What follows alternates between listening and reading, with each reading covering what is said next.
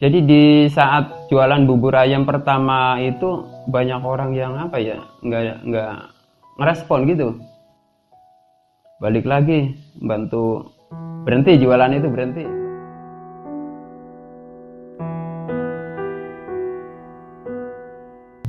Orang ngerantau itu nggak bisa lah kalau misalnya kebanyakan nganggur. Sedang tujuan dari Jawa kan mencari rezeki gitu.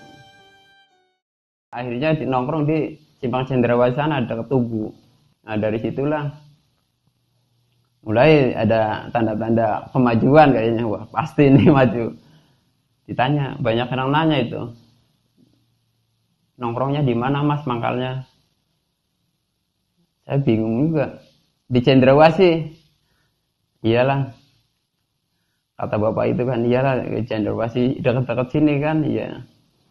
Rupanya besoknya pas jualan itu Pak Chandra itu yang pemilik apa namanya Griaeng itu datang dari Jakarta kan, dipanggilnya, mas ini kenapa? Ada apa pak? Saya ini pemilik Griaeng, katanya dulu apa kemarin-kemarin itu mas minta izin untuk jualan di depan Griaeng. Oh iya pak, boleh pak, boleh, yang asal sendirian terus jaga kebersihan di situ, tapi nggak boleh ngajak orang lain. Tapi kalau misalnya rame-rame yang lain ikut-ikutan, emas juga harus pergi dari situ. Ya udah pak, iya, siap, sanggup. Berapa pak sewanya? Pokoknya gratis kata dia. Selagi kamu jualannya masih ngeritis, gratis. Nanti kalau udah rame tetap bayar.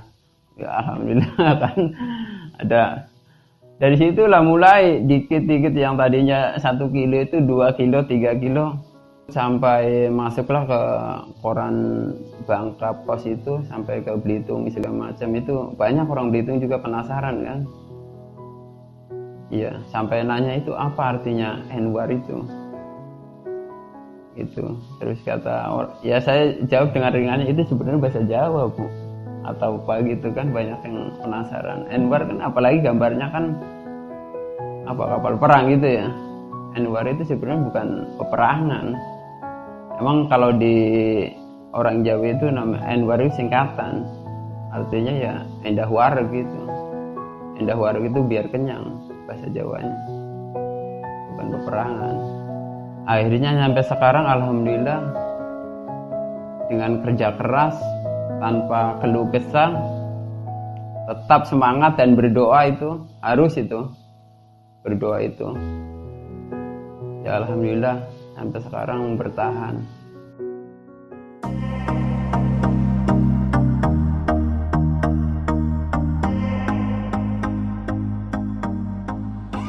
I used to believe we were burning on the edge of something beautiful.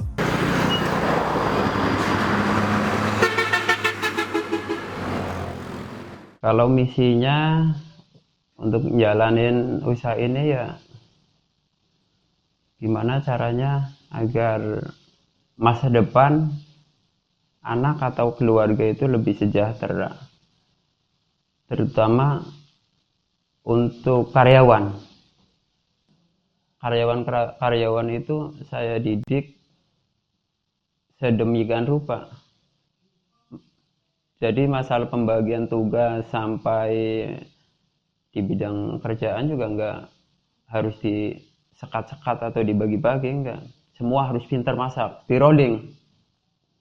Jadi suatu saat nanti mereka akan menjadi pemimpin masing-masing kan.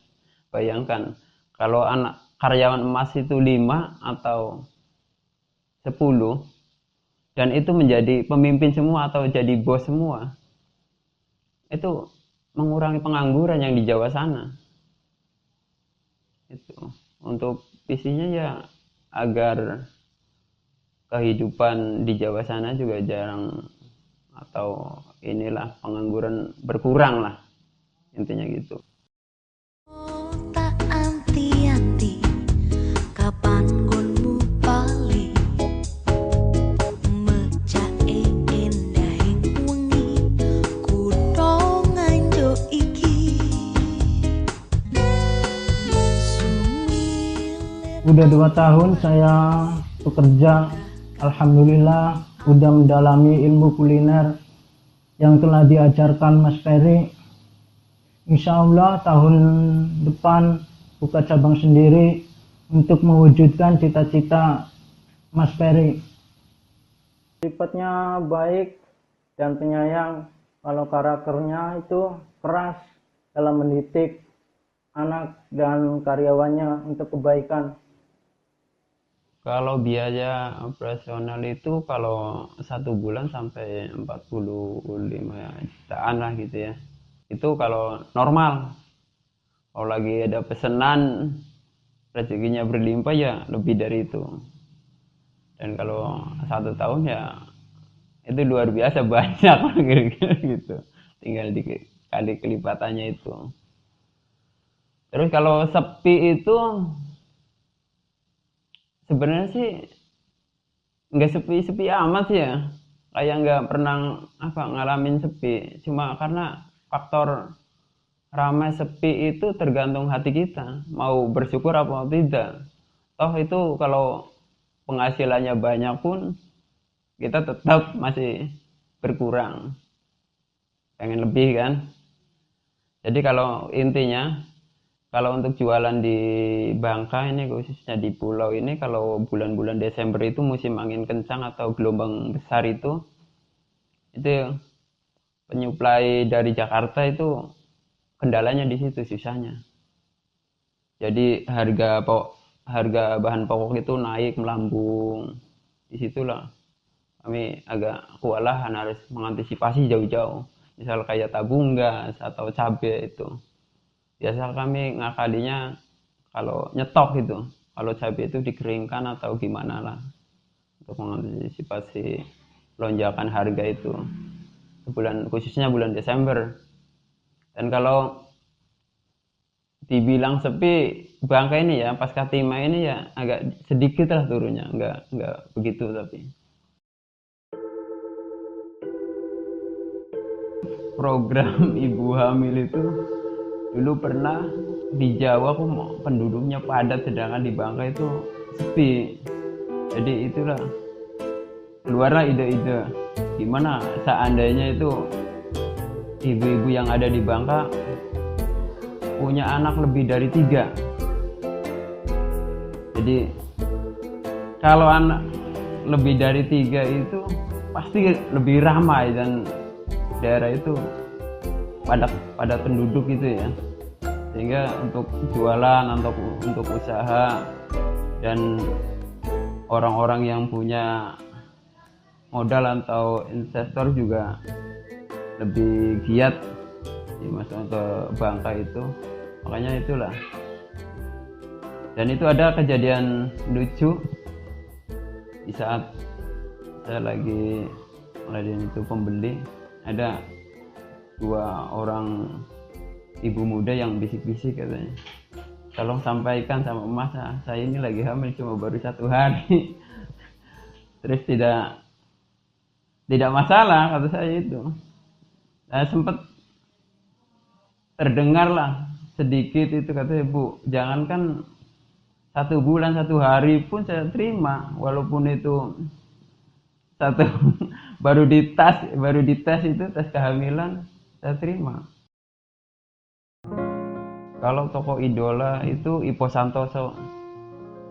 Beliau itu orangnya luar biasa, muda, semangat, ngasih inspirasi itu dengan otak kanannya. Dan saya juga punya ini bukunya. Banyak itu di dalam.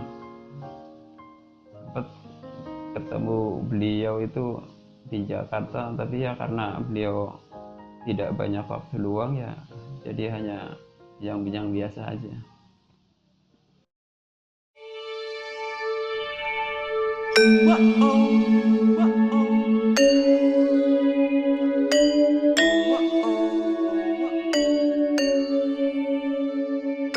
لأجارهم قلدت ظاهر ما فيهم فبدوت شخصا آخر كي يتفاعل. Pesan untuk generasi muda, bekerjalah yang giat, sungguh-sungguh, jangan mudah puas.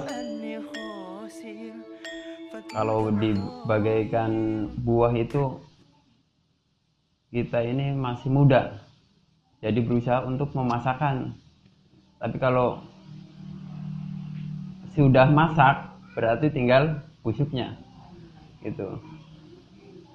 Terus bekerja itu memang membutuhkan pengorbanan, pengabdian yang luar biasa, dan itu dinilai ibadah. Walaupun banyak yang harus dikorbankan dari segi waktunya kita bermain atau untuk keluarga. Kalau untuk mencari kesuksesan itu dilandasi dengan agama. Jangan hanya sukses di dunia, nanti di akhirnya tidak dapat apa-apa, percuma itu.